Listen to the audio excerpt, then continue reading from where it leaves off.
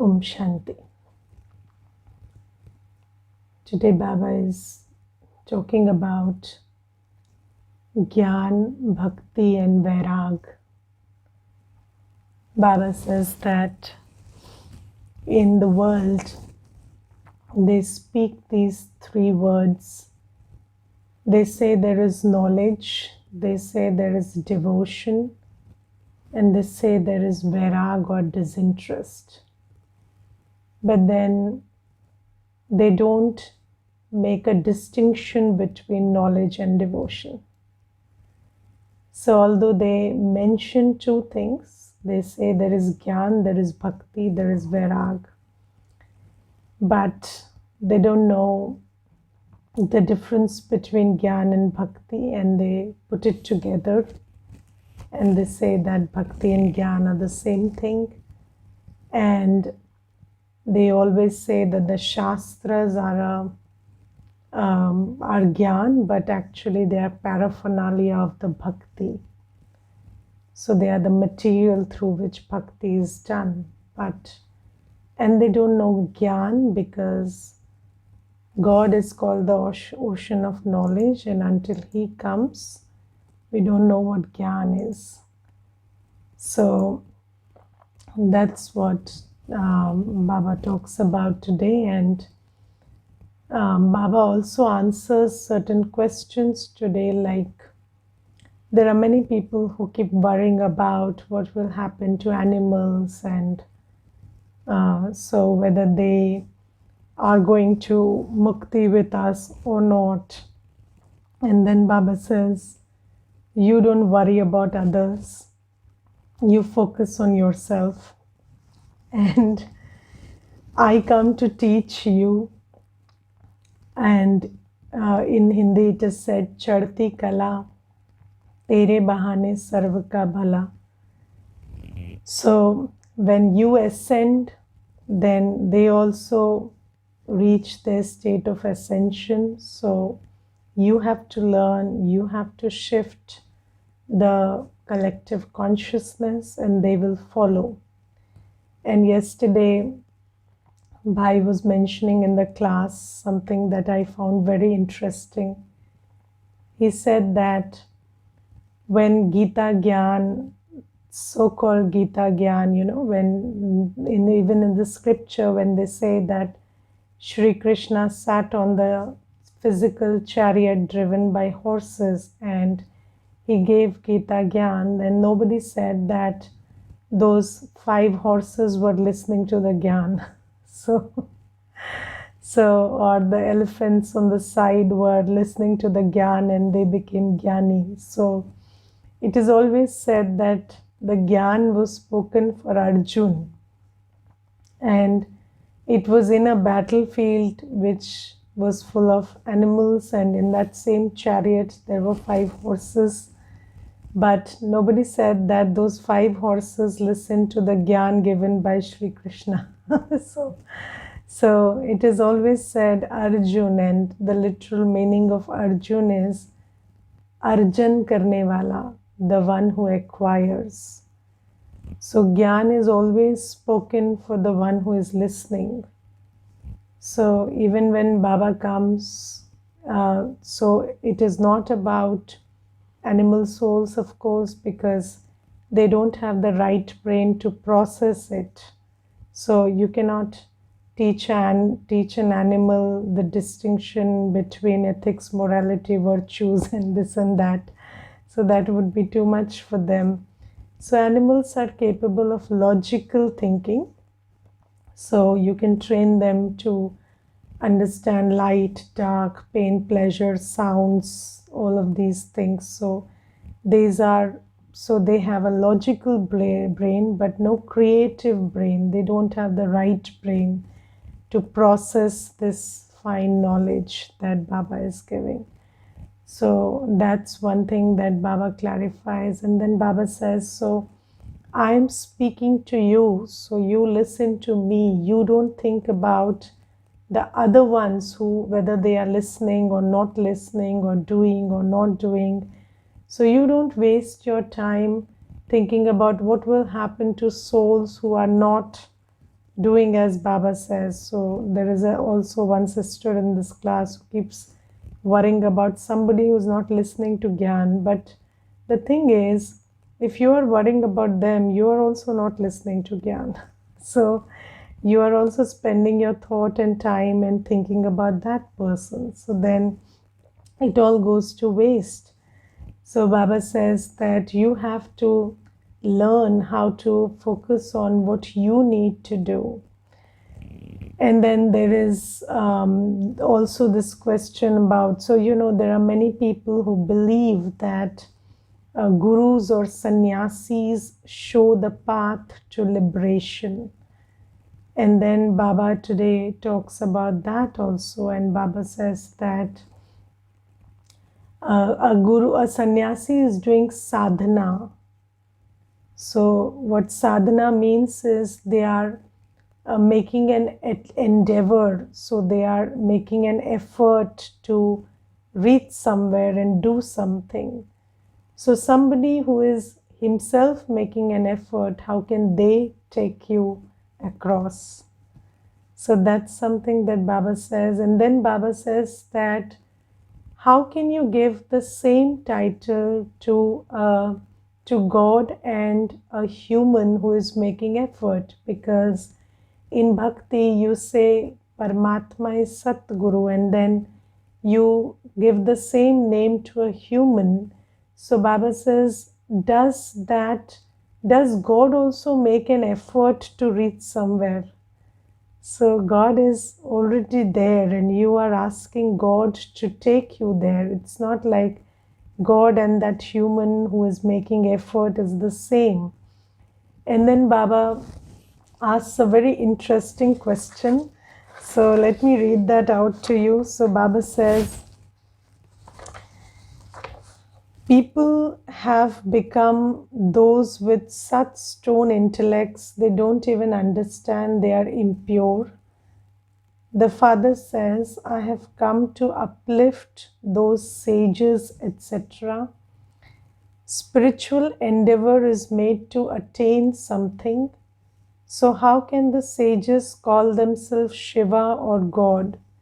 Shiva doesn't need to make spiritual endeavor. So Baba says, I am not making an effort to go somewhere or do something. So I am not a sannyasi. So this point is very important because nowadays people have a lot of bizarre theories, and in many places they say that Shiva is the supreme sannyasi.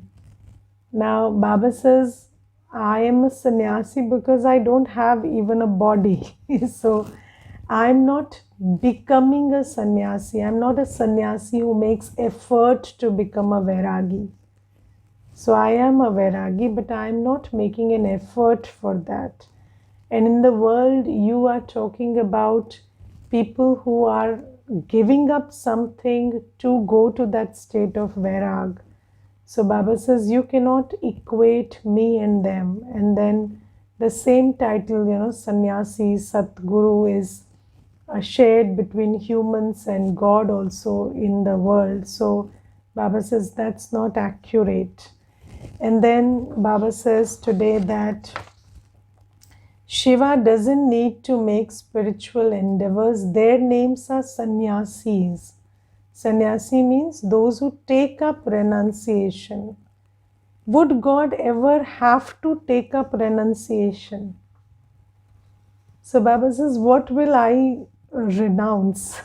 So I am not a sannyasi, so I don't have to renounce. So in the world, when we talk about a sannyasi, it is somebody who takes up renunciation, somebody who does sannyas, somebody who makes an effort to leave everything. But Baba says, I don't make that effort. I don't make an effort to renounce anything. And then Baba asks a very interesting question. Baba says, those who take up renunciation have to wear saffron robes. Would God also have to wear such a costume? He's asking. He is the purifier. He says, I even uplift those who adopt such costumes. According to the drama, each one plays his own part. So Baba says that, how do you recognize a sannyasi? So you recognize them with the clothes, right? Can you recognize a sannyasi otherwise? A sannyasi who is dressed otherwise? Or nowadays, people have also set examples that a sannyasi will wear fancy clothes, but he will be surrounded by bhagats and he will be surrounded by his godmen and other people. So there are, other people taking care of him, and then he will move with a big fanfare. So that will tell you he's a big sannyasi. So Baba says, do I also need to do all of that? So will you then recognize me? So Baba says, what do you expect from me? Should I also wear saffron robes and tell you, or should I come with a sword and a snake dangling around my neck? So Baba says, then other people will say that Shiva and Shankar are the same. And then they've given a fancy picture to Shiv, and they have made him wear this sher ki chal, this lion, lion robe, and then there is this trishul, and then there is this snake wound around his neck. So, or there is the jata. So Baba says, do I have to come like that? So then will you recognize me? And it's so interesting. We recognize everybody by how they look. And anybody who, so I remember that there is this actor who played Sri Krishna, and then people thought he is Sri Krishna. So they started worshipping him, When they met him, they used to offer homage like they would offer it to Sri Krishna. So Baba says that people are so full of superstition and blind faith and so full of no knowledge that they do these things. And Baba says, do I also have to come with saffron clothes and then will you recognize me? Or I have to come with a snake and a trishul and then will you recognize me? And Baba says, I don't do all of that. I'm just a point of light, and I descend in the body of Brahma and give you the knowledge that you need and the knowledge that elevates you. So recognize me as I am. And then Baba says, I even uplift those who adopt such costumes. So Baba says, I tell you that costume is not important.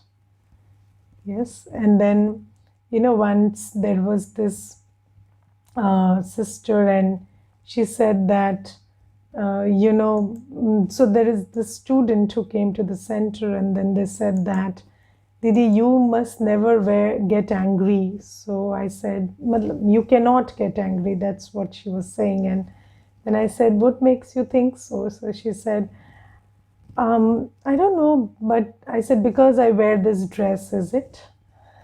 So she said, probably yes. So I said, because somebody changes a cloth, they cannot change themselves, right?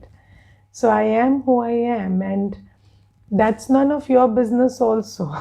So I am who I am. I know myself. I know what I'm doing. And then if you have any expectations from me, which may or may not be fulfilled, you will be disappointed.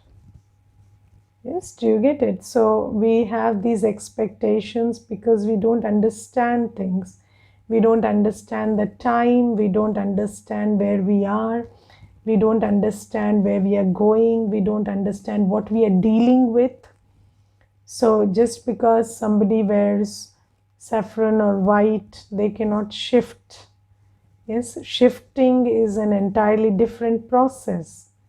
Changing clothes is not the same thing as changing yourself.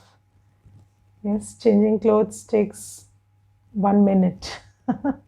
But changing yourself is a process. So we need to understand these things because we have very, very superficial ideas about who is who. And Baba says that recognition of God is not done through what a person wears. So Baba says, I don't come in saffron clothes for you to recognize me. I come as I am, and then you have to recognize me. And it doesn't happen through these two eyes, but the soul recognizes his Father. Yes, and that is a totally different process.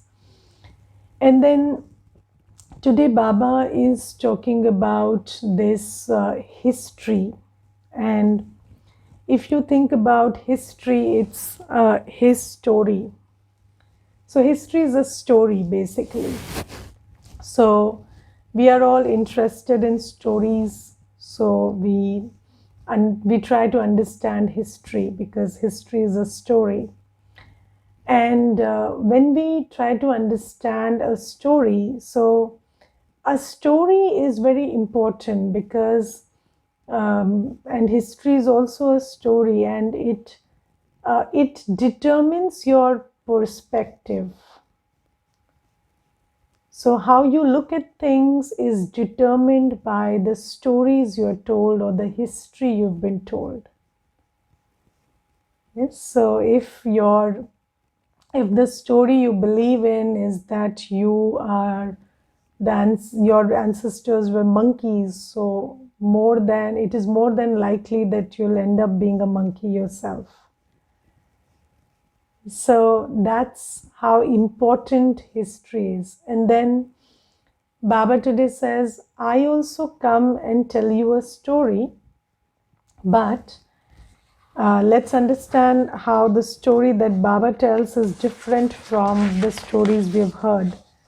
So Baba says the question is, what great and long, most elevated story seems very common for you children? So the story that we have been told by Baba is great, very long, and most elevated.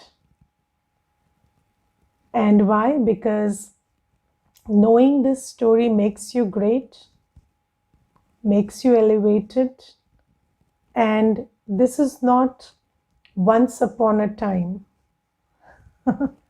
So, in the story you are told, once upon a time this happened. But this is a very long story covering all of time. So you're not told once upon a time, you're told the exact time. So, 5,000 years back, this happened and that happened and that happened. So you're told very chronologically. It's not, so it's about so although it is said that there is no beginning of time and end of time, but there is a cycle, and Baba tells us everything about the entire cycle. So there is nothing left to assume, or there is nothing left to our imagination. Everything is told in totality. So it's the longest story. It covers everything. It's a very great story because it's about our greatness, and it's a very elevated story because it makes us elevated. And what is that story? That story is told through 3 pictures: the ladder, Siri ka chitra, the drama, yes, the cycle, and then there is the tree. You can see the tree in the behind also. So the tree of humanity, the ladder, and the cycle are used to tell this story of 84 births of the soul, and then every detail about what happens in the 4 yugas. And that's the story that makes you great and elevated. So Baba says the story of the beginning, the middle, and the end of this drama is very long and elevated. People cannot understand this story. This story seems common for you children. So now that we have understood this story from Baba, it looks like a very simple story to us. So, you know what happened in Satyuga and Treta Yuga and Dwapar Yuga and Kali Yuga and how we came and how we'll go. It's all very sorted inside us. But for other people, it's really difficult to comprehend. So, I think Baba is also saying this because, you know, when we try to tell this story to others, we assume that they would understand it in the snap of a finger because it's so sorted inside us. But Baba says you have to tell this story very patiently, clearly to others because they will take time to understand. They don't have any idea of the story that you think is very common. Yes. And you know how this drama repeats identically and how the cycle of the ladder continues to turn. So you know about how the drama repeats identically, and you also know how the cycle of the ladder continues to turn. Now, what does this mean? Is that you know that everything is predestined, but you also know that things are shifting every moment.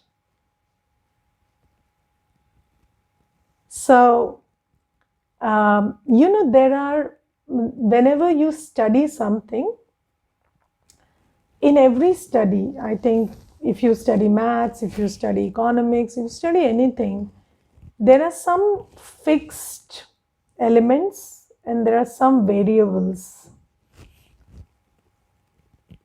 Yes, so there are some things which are fixed, some things which are variable. And every study teaches you how to work with the variables. Am I right? So that's how every study is about. And in this whole world drama also, in this study of the unlimited, also there are some things which are prefixed and some things which are ever changing from time to time within that framework of prefixed. Yes, so predestination and choice, they are going together. Because there are some things you always have to make a choice about, and there are some things which are predestined.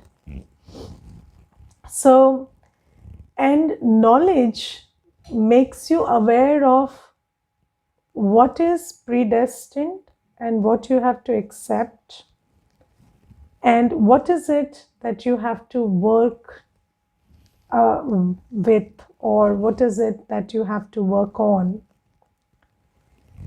And so in another part of the Murli, Baba also says, let's read that also. Baba says, other people will understand that this drama is predestined, but you understand the aspect of yoga.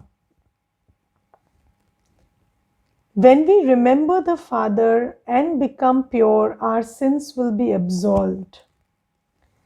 When you become immersed in yoga, you will come to know about yourselves. As you make further progress, everyone will understand the knowledge of the Creator and creation, but not now. The drama has been created very cleverly. The war has to take place. Now, you see, these are very interesting matters. So, you know what ego does? Ego tells you, I should control everything or do nothing. All or nothing is ego's language. Can you see that? All or nothing. Either you totally listen to me or I leave you. That's ego. Yes, so all or nothing is ego's language. But Baba says, when there is no place for ego in truth. So truth is not all or nothing. Truth is somewhere in the middle. And Baba today says that, there are many people who believe in karma. There are many people who believe in destiny. So have you seen those people who believe in karma? They think everything is possible. I can do everything. And then when they are faced with truth about there are some things you can't do. You can't decide when someone is born, when someone will leave the body, when there is illness, so they feel so out of control they cannot handle it. And I remember I met this one woman and she had COVID, and she keeps crying all the time. And earlier when I had met her 2-3 years back, she was this confident woman.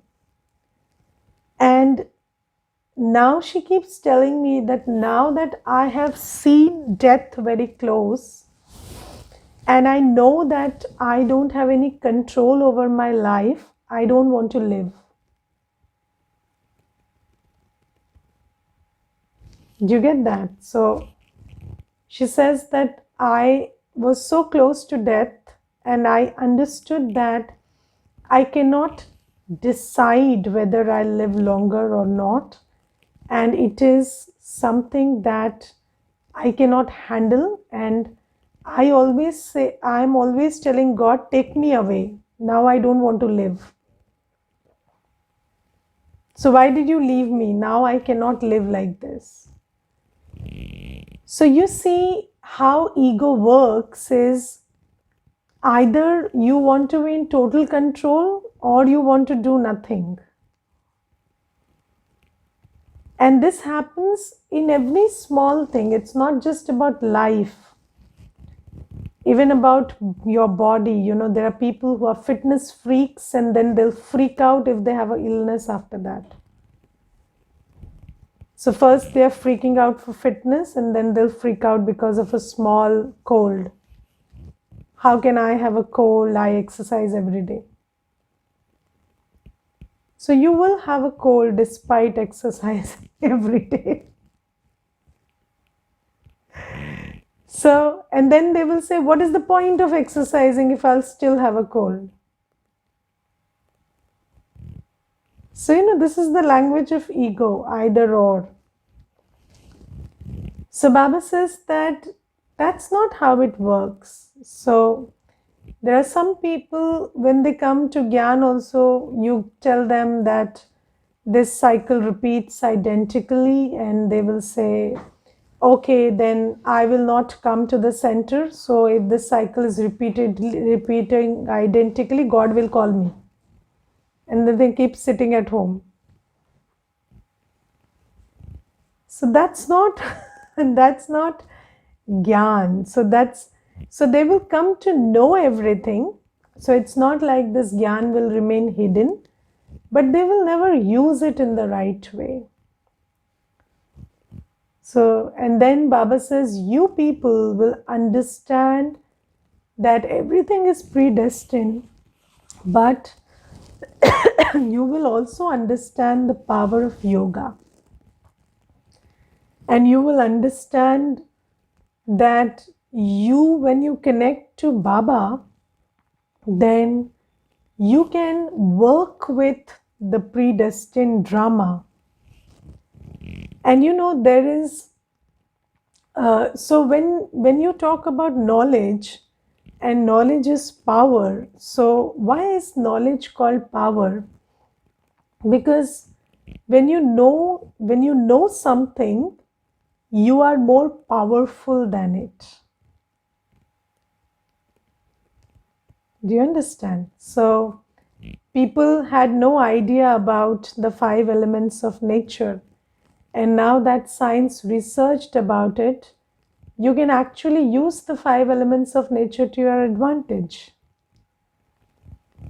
So knowledge can can shift your position from somebody who is at the receiving end to somebody who can work with it and use it to your advantage. Okay, so the same thing, if you are ignorant about it, you can do nothing about it and you feel fear and uncertainty. And when you know how it operates and works, you can use it to your advantage. So Baba today says that I give you knowledge and I make you aware of the power of yoga. And slowly, gradually, when you tap into this power of yoga, you come to know your own power. You come to realize who you are. And you should know the drama and you should know yourself also. Yes, so you should know that the drama is there, but you should also know that you are the child of God and you have to work with both these things. And when you are the child of God, you can work accurately with the drama. So, if you want to understand this better, I'll just give a small example. So, if it's going to rain, it's going to rain, right? You cannot stop the rain. But you can take an umbrella if you know the forecast that's going to rain. Yes, so Baba also tells us about the predestined drama. So Baba says, it's not like when you know destruction is going to take place, if you know it, destruction won't take place. It's time for the war, it will happen.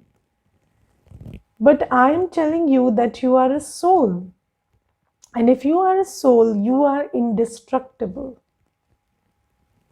And when you are in soul consciousness, destruction cannot upset you because you will not feel any fear in the scene of destruction if you're soul conscious. So Baba is telling us the power of yoga. He is telling us the drama, and we cannot change the drama, but we can come to a place with the power of yoga where we remain unaffected by the drama. Yes, and then it doesn't matter what's happening. Okay, so just like, when there is a pain in the body and you don't know what the pain is indicating or what is the illness behind that pain, then it bothers you. But once you know the illness, then you can treat it. Yes, or at least you can take something that doesn't make you feel the pain. So that's the power of knowledge in science. But here in spiritual matters, when we understand knowledge, we don't feel the emotional pain, the pain of fear, the pain of worry. When we understand the predestined drama and we understand who we are vis-a-vis the drama. So you just don't have to understand that everything is predestined. You also have to understand that you're God's child. And when you use yoga power and when you are in your power, so when you realize that you are peaceful, you're pure, you're powerful, then you can work with the drama. Yes, and then you can win the drama. How? By coming to your power and not allowing the drama to affect you or upset you. So Baba today says that I tell you the story that makes you great. So I tell you that 2500 years you have done sinful karma, you've been vicious and this and that.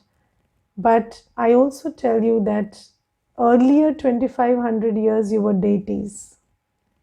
And before that you were in the soul world, in your soul power. And that you are the child of the Almighty, and that the Almighty is with you. So now you can shift not only your own sanskars, but the whole sansar also through your collective consciousness. So Baba says, when you understand this story in its entirety, now it's very important that we understand the significance that this story is great, long, and elevated, because when you don't, so people say that the half truth is very dangerous. And we have all heard short stories, not the long one. We never heard the whole story. So we came to know that, okay, I am a Hindu or a Muslim, or I belong to this particular race or this particular caste. And then, my ancestors were tortured by this caste or these people of these religions. And then we came here and we had to face so many adversities in this place. And then that kind of a history doesn't make you great. It makes you very petty. It makes you judgmental. It makes you believe that you are a victim.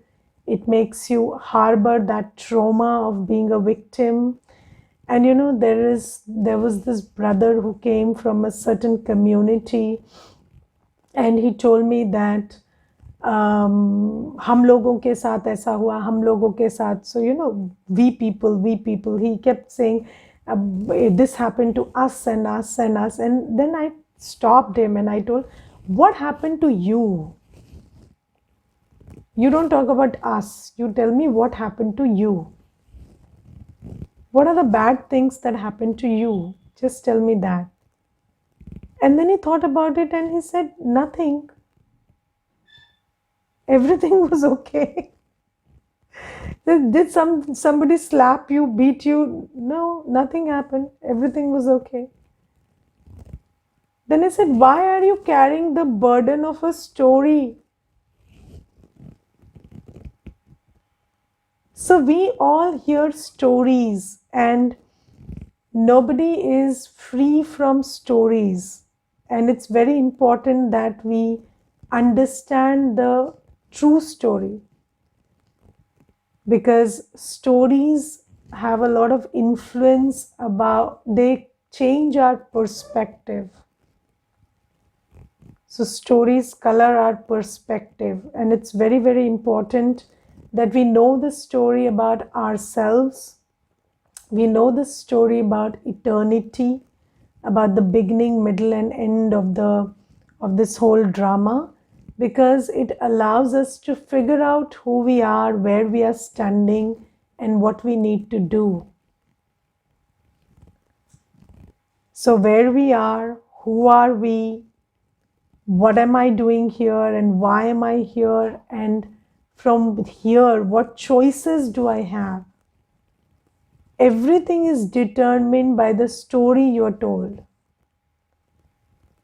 And Baba tells us this story that you have been through 84 births, and now you are at a place where drama is in your favor, Baba is in your favor, you have access to yoga power, and you can realize yourself, and you can become so empowered within that nothing on the external is able to affect you. And then your final thoughts will lead you to your final destination.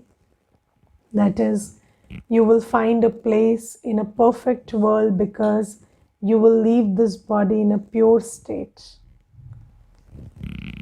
So this is the importance of the true story, and it is very important that this story is told to everybody. Okay, and then we must also remember that God talks to human beings, and that too also that human being who is listening carefully. So we are those souls. We have to listen carefully, do as he says. And God doesn't need to wear certain clothes to make us identify him. He is who he is, and I think we all recognize him. So we shouldn't delay in recognizing ourselves also. Because the more we have yoga with him, the more we will realize who I am. That's the beauty of knowing Baba, that the more you have yoga with him, the more you figure out who you are. Okay. Om Shanti.